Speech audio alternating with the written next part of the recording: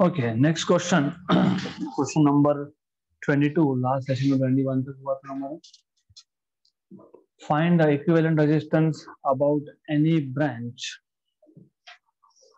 of the base of the square pyramid shown, assuming that resistance of each branch is R.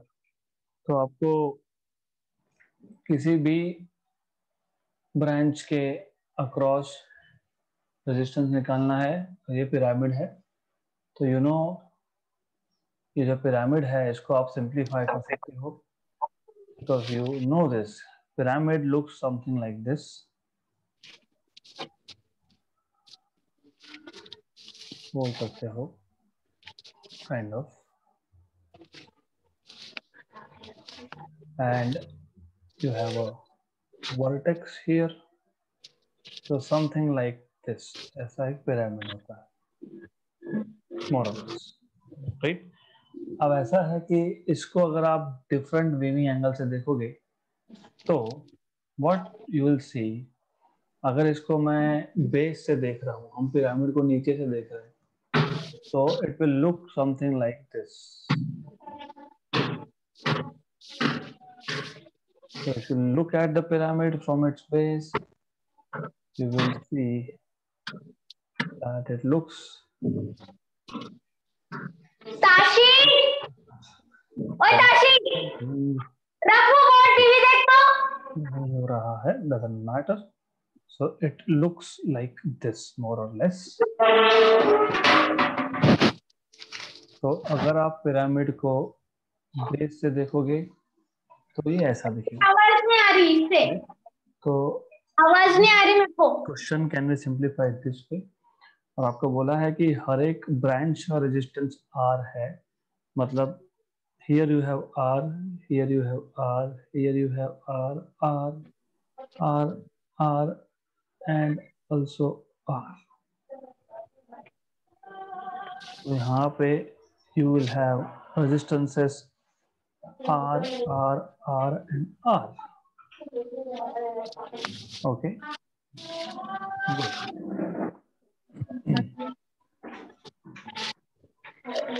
तो ऐसा आपके पास resistances है. Then how to simplify this?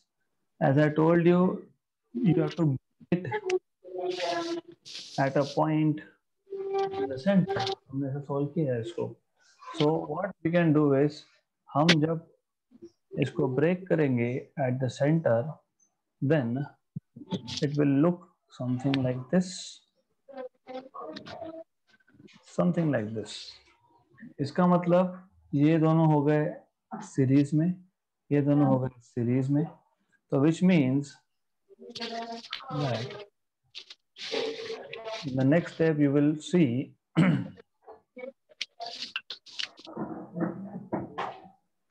we can actually get rid of everything at the center.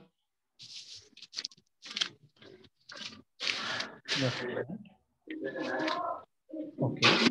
So ये बीच का सारा structure यहाँ से निकल जाएगा. And why? Because it's a very simple thing. Why? Because ये R और R सीरीज में है तो it will become 2R और ये भी बन जाएगा 2R. तो अब ये 2R और ये ऊपर का R they are in parallel. Across any branch बोला है तो मैं branch DC सिलेक्ट कर लेता हूँ because I want to find across any branch. So across AB या across BC या across AD, जहाँ चाहो वहाँ पे इक्विवेलेंट फाइंड कर सकते हो. तो R and 2R while in parallel 2R by 3. ऊपर यहाँ पे 2R by 3 आएगा.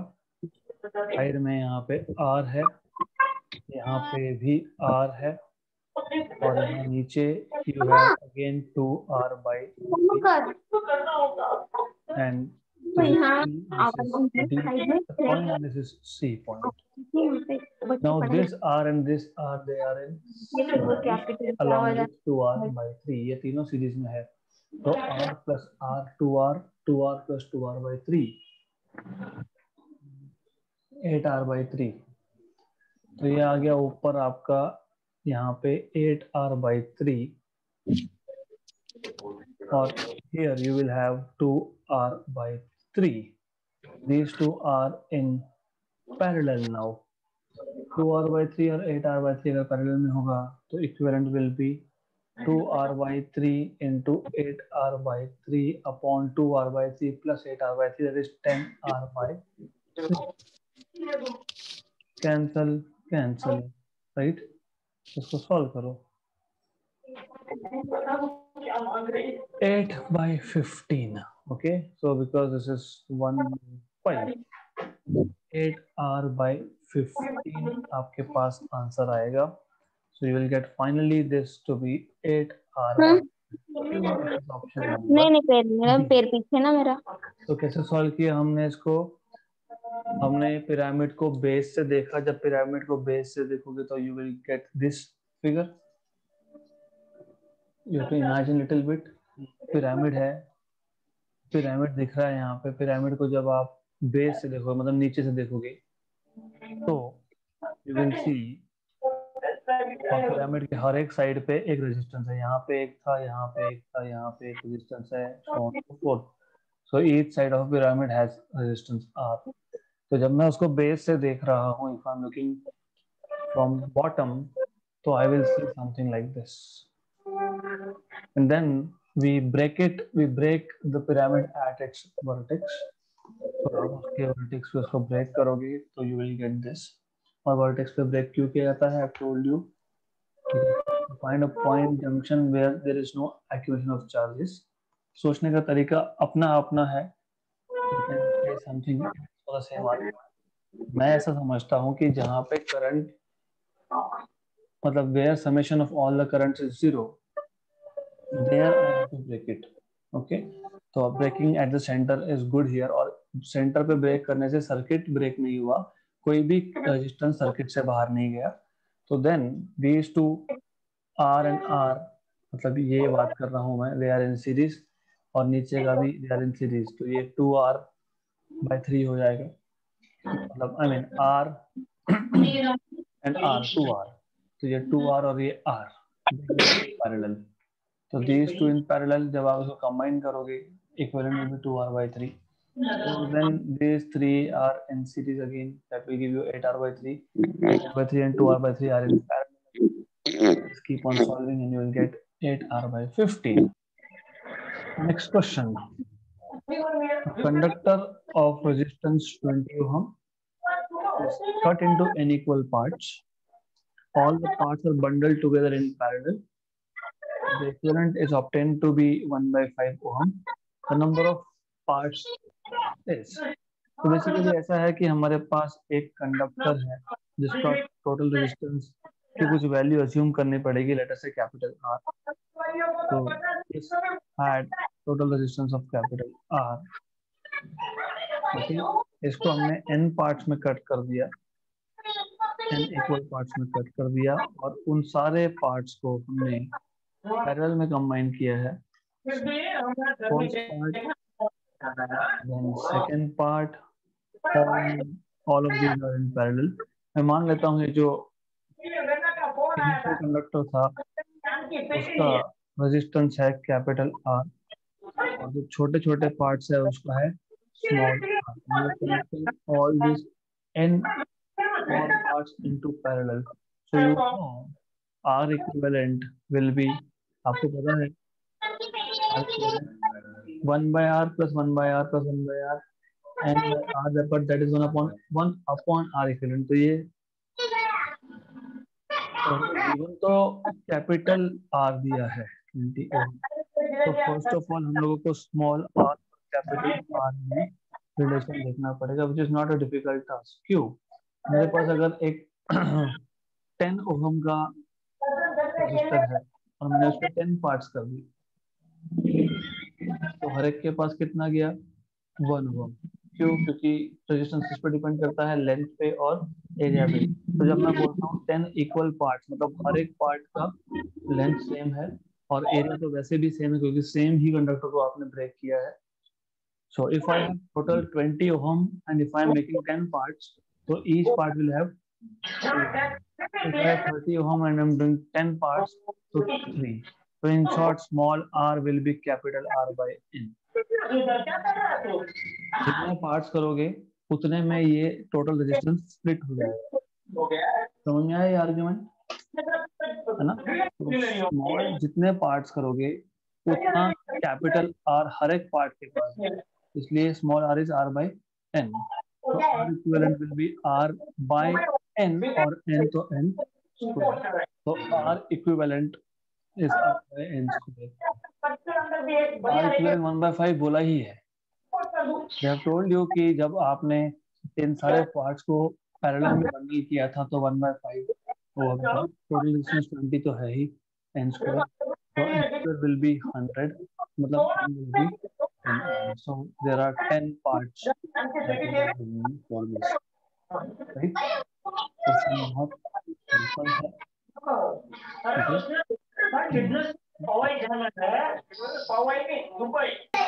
okay? Next question. In the network of resistance, each of value small r, equivalent resistance between A and B is. तो ये R है, मतलब all of these are R's. So first of all, you need to understand circuit को समझना जरूरी है, और circuit बहुत इजी है। So you have all small r's here.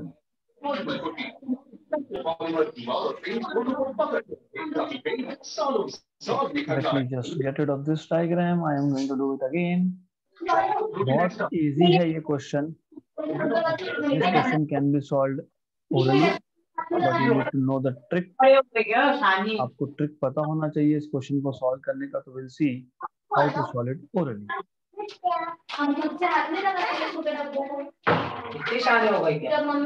तो मैं हर एक ब्रांच में रेजिस्टेंस नहीं दिखाने वाला हूँ, because we know कि हर एक ब्रांच में रेजिस्टेंस है already. That is something like this. तो हमको A और B टर्मिनल के अक्रॉस करना है, तो this is R, small r, इसका भी R है, ये भी R है, ये भी R है, and everywhere you have resistance R, R, R and R. So pay attention here, because this is a very, very, very, very simple question. Okay, so कभी भी ऐसे क्वेश्चंस में find out axis of symmetry, और यहाँ पे दोनों axis ही symmetrical है, लेकिन आपको A और B के अक्रॉस, अगर आपको A और B के अक्रॉस इक्विवेलेंट पूछा है इक्विवेलेंट, तो क्या करेंगे? सबसे पहले we will say this is axis of symmetry. मान लेना ये सिमेट्री है, तो if it is axis of symmetry, then as you remember, मैंने बताया था आपको potential points का concept. So how to solve this question? So when you have this kind of stuff, in this case, what you can do is, यहाँ से इसको भूल जाओ,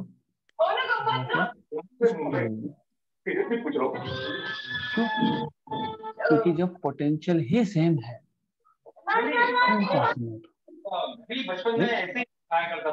potential is same, current will not flow, because current flow होने का condition क्या था? There should be a point at higher potential and there should be a point at lower potential. हमको कैसे पता? अरे सारे रेजिस्टेंस सेम है, तो सारे रेजिस्टेंस सेम होने का मतलब क्या होता है कि उस सिमेट्री पे, उस एक्सिस पे सारे points they will be at equipotential. फिर आप बोलोगे why not break through this, कर सकते हैं, लेकिन A और B पॉइंट्स यहाँ पे जिसके अक्रॉस आपको इक्विवेलेंट निकालना है, इसलिए हमने ये नहीं किया। अगर A और B यहाँ पे दिया होता, A यहाँ पे दिया होता B, तो फिर हम उस केस में इसको यहाँ से हटाते। ओके, तो it is like this. So that is why you need to be little careful here. So you need to understand कि why we have chosen this axis. अब ये easy कैसे हो गया? ओरल क्वेश्चन है, तो बाद में लिख लेना notes, because I will give you time to write notes. ये R और R, ये R गया सीरीज में, 2R, सीरीज में 2R. This is in series 2R. ये नीचे भी इन सीरीज 2R, क्योंकि हर एक ब्रांच का रेजिस्टेंस R है, तो दिस इज R, तो 2R। इसका मतलब 2R यहाँ पे और 2R यहाँ पे।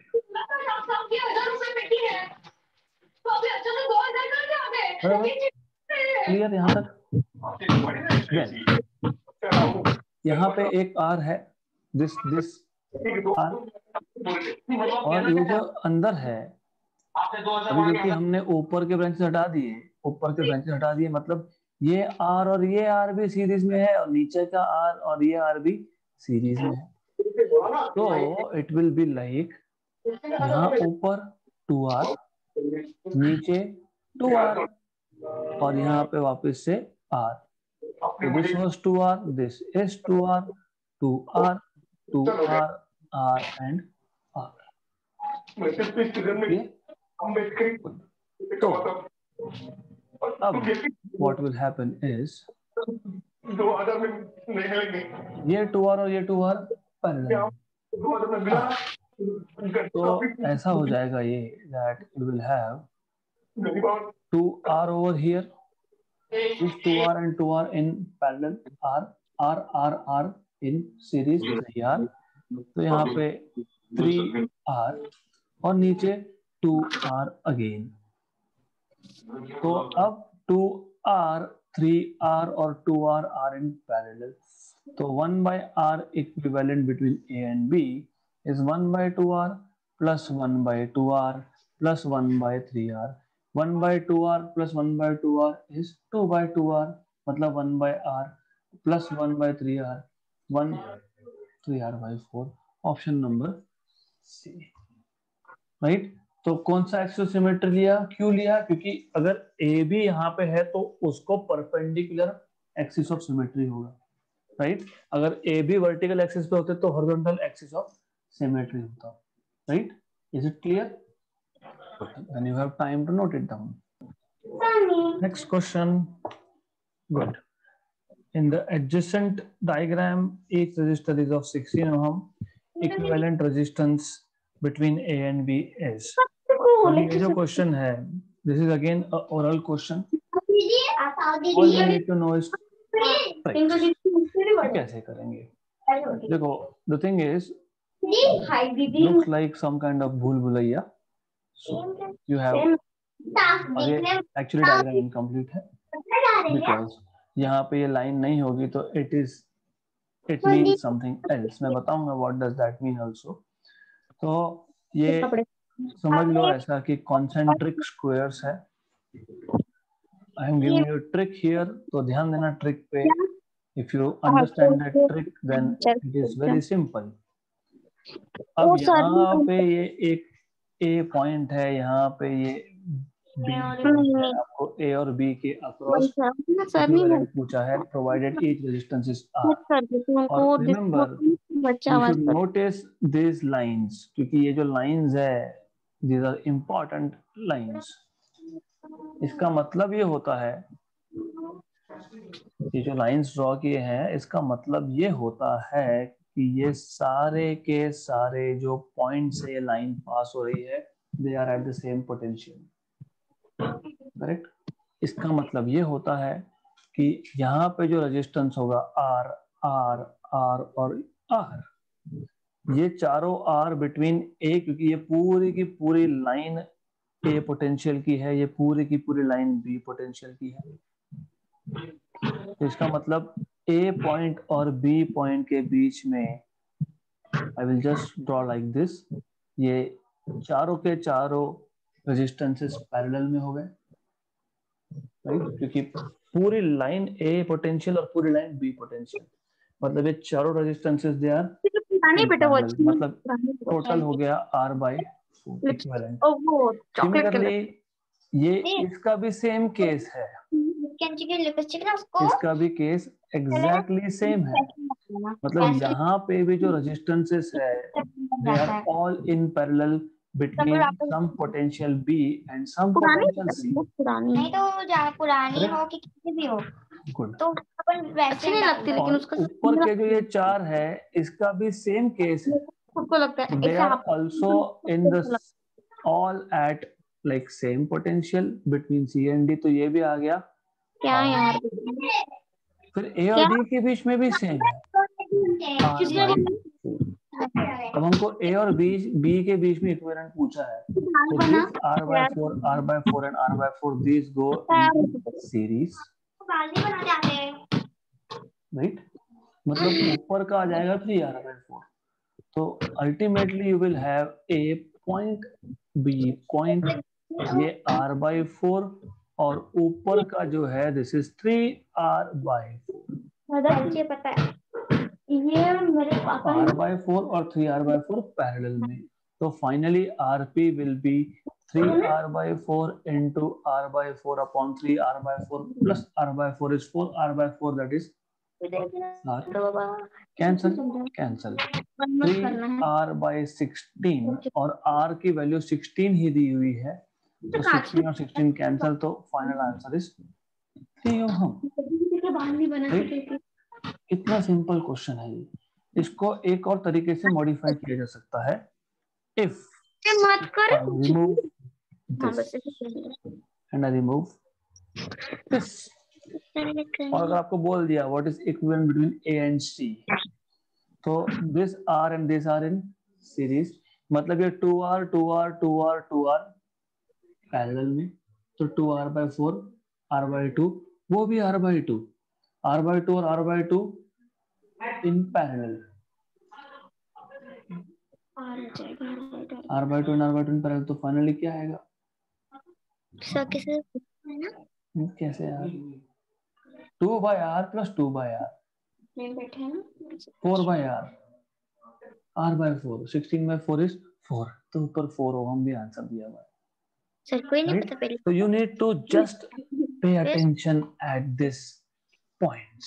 में आ रहा कि line Next question. A resistance of 2 ohm is connected across one gap of meter bridge. Length of wire is 100 centimeter, and an unknown resistance greater than 2 ohm is connected across the other gap. When these resistances are interchanged, the balance point shifts by 20 centimeter. Neglecting any correction, the unknown resistance is. पता नहीं, दादू भी To ऐसे solve this question, you need to remember meter bridge. Whitstone's meter bridge याद होगा, तो उसमें the arrangement was something like this. You had two L-shaped copper strips. That is why theory is important. And you had a wire 100 centimeter long, which was connected between these two L-shaped strips. I don't care for the structure at the bottom. नीचे एक cell होगा, उसके बाद rheostat होगा, की होगा, and we don't care for that. तो यहाँ पे हम लोगों ने एक अननोन रेजिस्टेंस X लगाया था, यहाँ पे हम लोगों ने एक नोन रेजिस्टेंस R लगाया था, then we had galvanometer and jockey arrangement. तो ये R1 है, दिस इज R2, फिर ये R3 बन जाता है, मतलब ये जो वायर का लेंथ है, इस लेंथ का जितना भी रेजिस्टेंस होगा दैट बिकम्स R3, और दिस पार्ट बिकम्स R4। फिर आप बैलेंसिंग कंडीशन यूज करते हो, you say that R1 upon R2 is equal to R3 by R4. R1 is X, that is unknown resistance. R2 is R, that is known resistance, और वो variable resistance होता है, हम ही set करते हैं उसको। इक्वल टू, इसको हमने बोला था X, इसका लेंथ। बेसिकली क्या है कि रेजिस्टेंस कैसे निकालोगे आप? रेजिस्टेंस पर unit length, sigma is how much is resistance in दादू भैया से छोटे बच्चे को कुछ नहीं आता गेम का, उसको आप लेंथ से मल्टीप्लाई करोगे, X बोलो L बोलो, आपके ऊपर है, राइट? तो आपको मिल जाएगा total resistance of the wire. अगर 1 मीटर में 2 ओम रेजिस्टेंस है तो 5 मीटर का 10 ओम होगा, रेजिस्टेंस पर unit length multiplied by length. Good, तो ये आता है सिग्मा L, जिसको मैं L बोलता हूँ, upon this part will be 100 minus L, क्योंकि 100 सेंटीमीटर का वायर है, सिग्मा 100 माइनस L ऐसा आता है। तो sigma sigma cancels out, you get this. अब अकॉर्डिंग टू द क्वेश्चन कि एक गैप में अननोन रेजिस्टेंस है, मैं उसको X ही बोल रहा हूँ, दूसरे में नोन है 2, तो अब उस केस में हमको जो भी लेंथ मिला है ओके उसको L बोल देंगे, balancing length L, this is called as balancing length L। तो L upon 100 minus L equation number 1। Okay, now according to the given question they are telling you कि अगर हमने इसको और इसको इंटरचेंज कर दिया तो बैलेंसिंग लेंथ 20 सेंटीमीटर से शिफ्ट होगा। तो बेसिकली ऐसा है कि ये आपका रहेगा R बाय एक्स, वही यूज करना है R1 अपॉन R2, सिर्फ R1 becomes R, R2 becomes X, R3 is sigma L plus 20 क्योंकि 20 सेंटीमीटर से शिफ्ट हुआ है, upon 100 minus L plus 20 into sigma. Sigma sigma वापस से कैंसिल हो जाएगा, राइट। तो ये आ गया आपका 2 बाई एक्स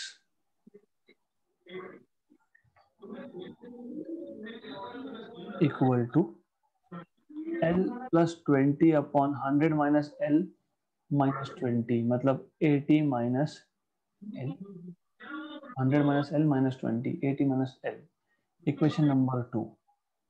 ओके, तो हम क्या करेंगे, एक और दो को मल्टीप्लाई कर देंगे। क्यों करेंगे समझेगा आपको। तो x by 2 2 by x, right, ये साइड 1 हो गया, मतलब equal to L upon 100 minus L into L plus 20 upon 80 minus L।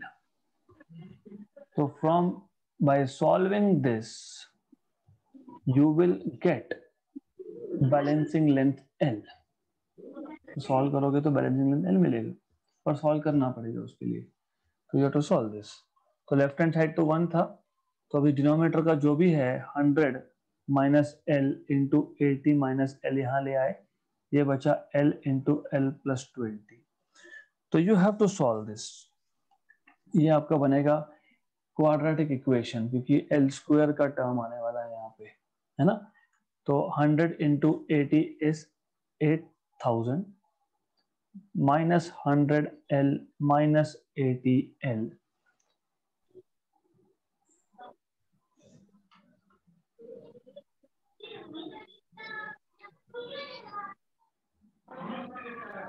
and 108 minus minus plus L square equal to L square plus 20 L। तो क्वाड्रेटिक नहीं बना क्योंकि ये cancel हो गया, इसको सॉल्व करना पड़ेगा आपको अब। सो यू हैव 180 माइनस के साथ उधर जाके प्लस, मतलब 200L, तो 200L इक्वल टू 8000, 1 जा 40 जा, तो balancing length is 40 centimetre in the first case. हमें क्या फाइंड करना था, अननोन रेजिस्टेंस। तो इक्वेशन नंबर 1 में we can use this value of L as 40 and solve. तो इक्वेशन नंबर 1 में हम x by 2 equal to 4t upon 100 minus 4t that is 60, पता है हमको ये, तो ये आ जाएगा x by 2 equal to 4t by 60 that is 2 by 3। तो x equal to 2 by 3 into 2 मतलब 4 बाई 3 ओहम, ऐसा आना चाहिए। देखते हैं है क्या, नहीं नहीं है, तो क्या प्रॉब्लम हुआ फिर, there is something that went wrong, we need to check what went wrong. Okay, तो okay, x by 2 L 40 60 40 60, just a minute, this is right, this is also right। सिर्फ ये इंटरचेंज होगा, ये तो इंटरचेंज होगा नहीं। L plus 20 100 minus L minus 20 80 minus L, when you multiply these two, x by 2 2 by x cancel, L plus 20 80 100 8000 100 and then minus 180 and again plus L square plus 20L. This is all clear. L is 40. So 40 by 60. अगर 60 by 40 लिया तो this is going to be 2 by 3 and cancel, तो तब 3 आएगा. So there is something which is not right. Right. So you should get this as answer because nothing has went wrong. Absolutely nothing. ऐसा ही है, ऐसा ही आएगा. Equation 1 में डालो, 2 में डालो and everything is right. तो मे बी जब मैं ये सेट बना रहा था तब मैंने उल्टा लिख दिया है. So 4/3. तो ऑप्शन में यहाँ पे 4/3 कर लेना because nothing has went wrong. Next question. Good. This is good. Two resistances R1 and R2 provide series to parallel equivalent as n by 1. Then the correct relationship is. So the question is pretty simple. If I connect these two resistances in series, I get R1 plus R2. If I connect these two same resistance in parallel, I get R1 into R2 upon R1 plus R2 as equivalent. Then according to the question, ratio of RS and RP is n by 1. Then you have RS as R1 plus R2 upon RP as R1 R2 upon R1 plus R2. This is equal to n by 1. मतलब ये R1 plus R2 ऊपर जाएगा तो आपको मिलेगा R1 plus R2 का bracket square है. ये कंफ्यूजन मत क्रिएट करना. R1 into R2 equal to n by 1. तो मैं सिर्फ n लिखता हूँ अब. दीदी आप ही बात कर लो. And definitely R1 plus R2 bracket square is not equal to R1 square plus R2 square. क्योंकि जिसका ऑप्शन सी आया है उन्होंने ऐसा लिखा है, उसके बाद टर्म्स को स्प्लिट किया है. जिसका ऑप्शन सी आया है तो वैसा नहीं चलेगा because it is not correct. तो क्या करेंगे इसके बाद स्क्वायर रूट ले लेंगे. R1 plus R2 upon under root of R1 R2 equal to root of n.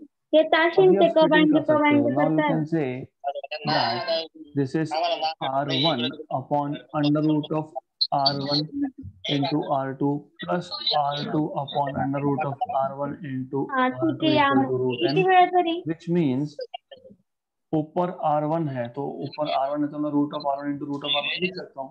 R1 को I can write this R1 as root of R1 into root of R1.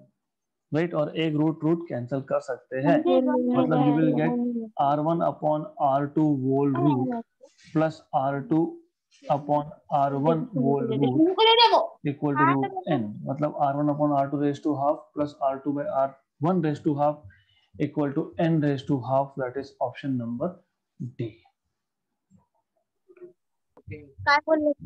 Next question.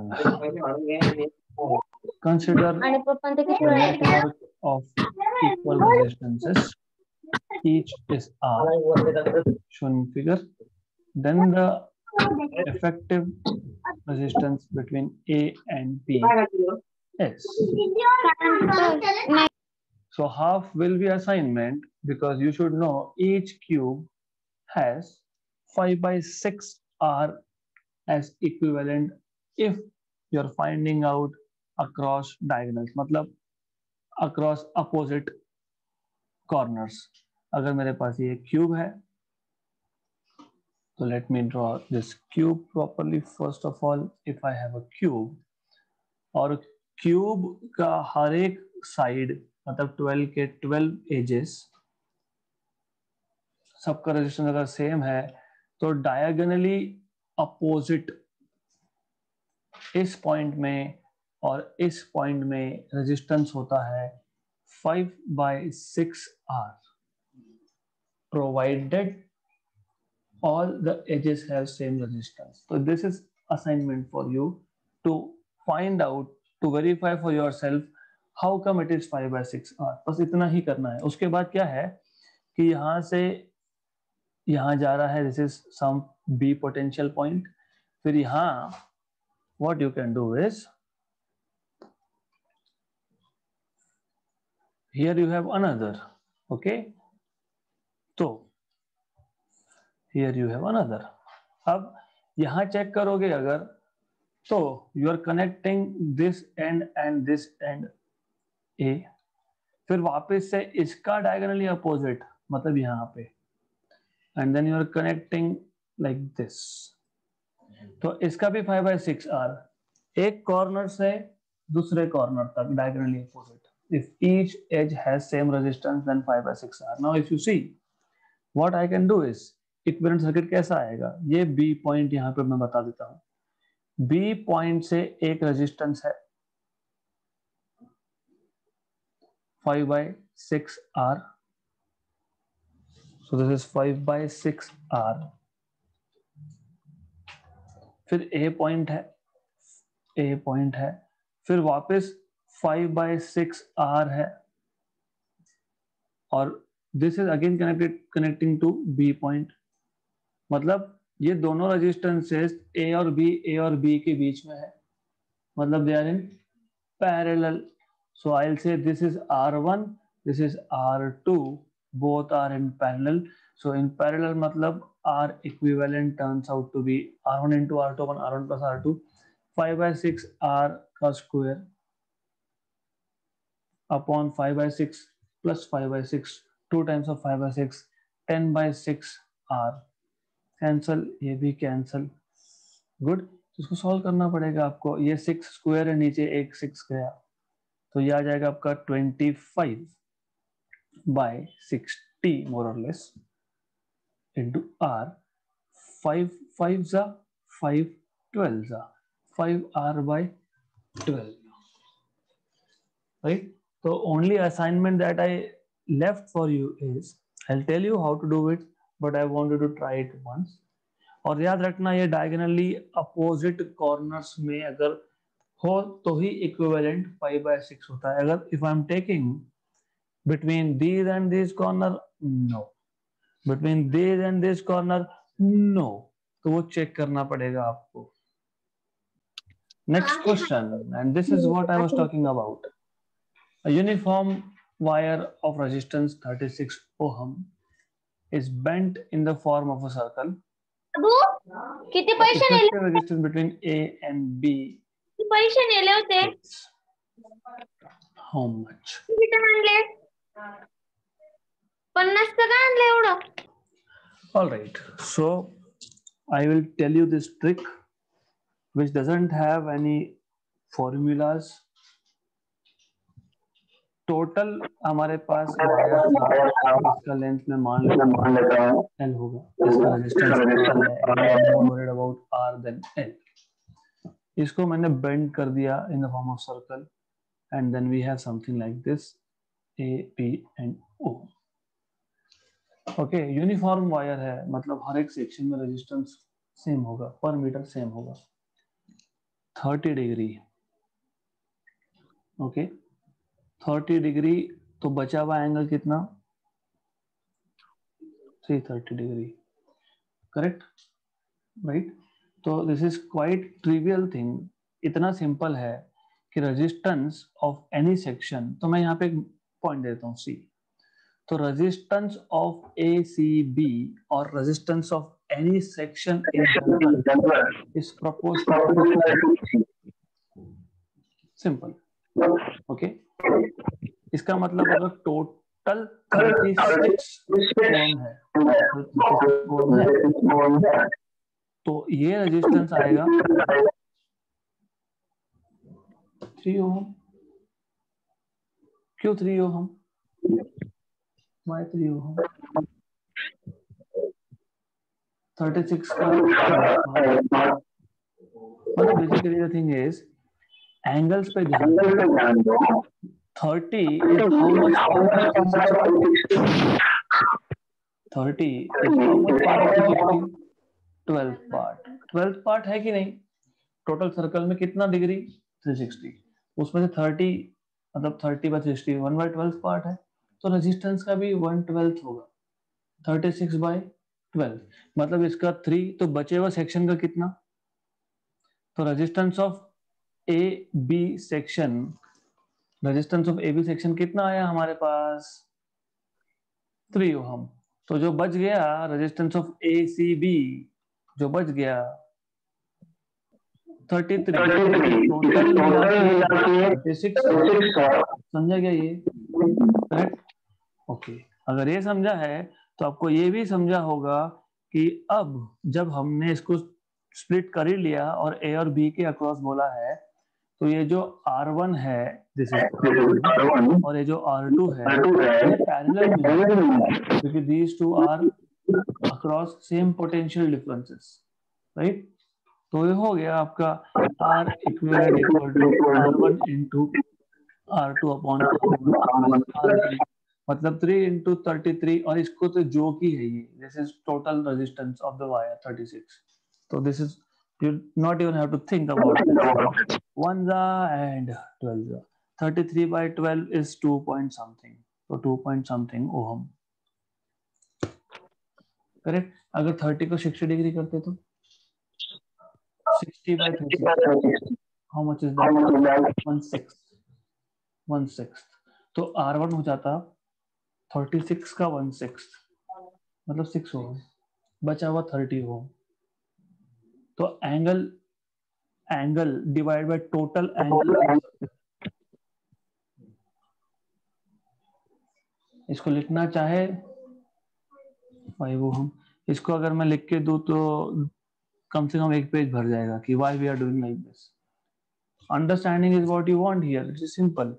तो सिर्फ angle देख लेना कि 30 degree है ना, 30 360 का कितना पार्ट है, उतना ही पार्ट सामने वाला जो आर्क है उसका रेजिस्टेंस होगा। Did you get this? Done.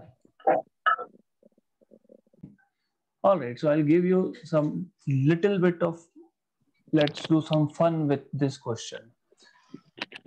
तो ऐसा था कि ये है 30, बचा हुआ एंगल कितना 330।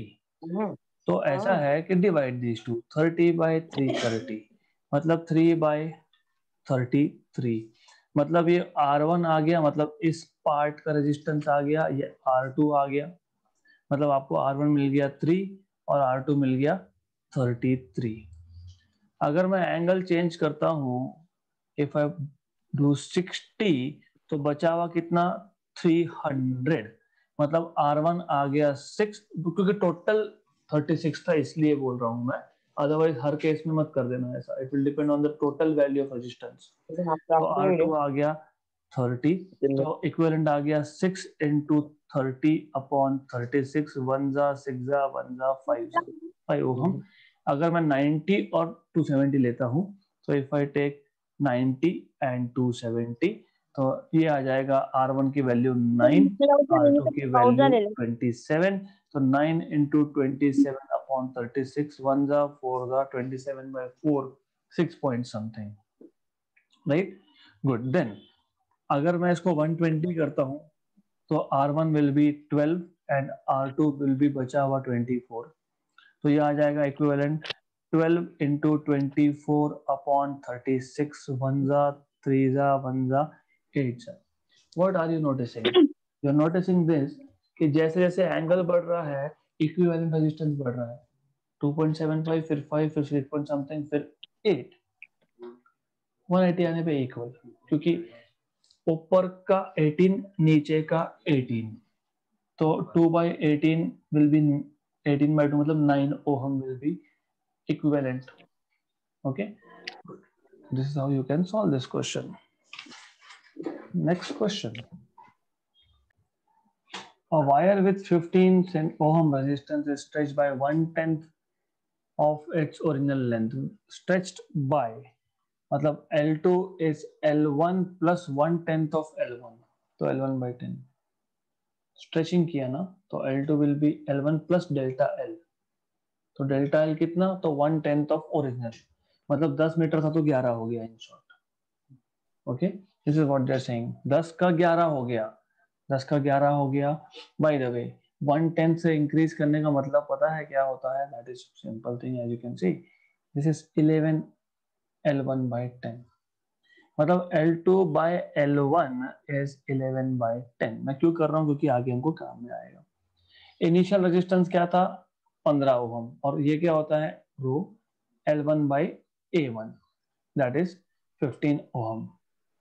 देन वॉल्यूम केप्ट कांस्टेंट, मतलब initial volume and final volume are equal. Pi R1 square L1 equal to pi R2 square L2 because wire has cylindrical shape. Cancel cancel. तो यहाँ से भी आपको मिल गया L2 by L1 equal to R1 by R2 का square and that is again 11/10. ऐसा क्यों कर रहा हूँ, because R2 by R1 जब हम करेंगे तो R2 by R1 करने से क्या होगा, if you do R2 by R1, L2 by L1 because R is proportional to L by A, मतलब ठीक है, I will do this thing here, I'll remove this because I don't need this। तो हम ऐसा कर सकते हैं, R is proportional to L by A, A is proportional to R square, radius square, okay।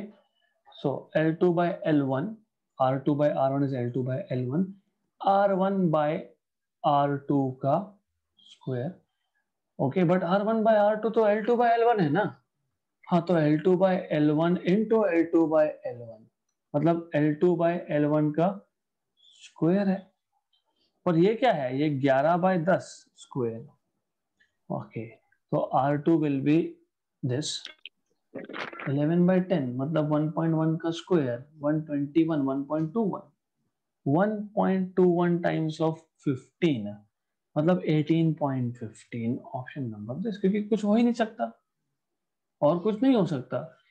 15/18 तो नहीं होगा, क्यों नहीं होगा, अरे 15 इंटू 1.2 18 के ऊपर ही जाएगा वो, क्यों, 12 इंटू 15 इज व्हाट, ये पता होना चाहिए, 180, right, okay, yes, 12 into 15 is 180।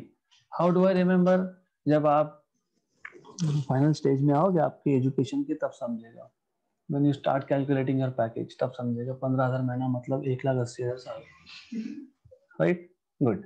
सो बाकी तो 51.18 और ये तो हो ही नहीं सकते, तो एक ही बचा 18.15, right. All right, so we'll stop here and we'll continue with more question in the next session.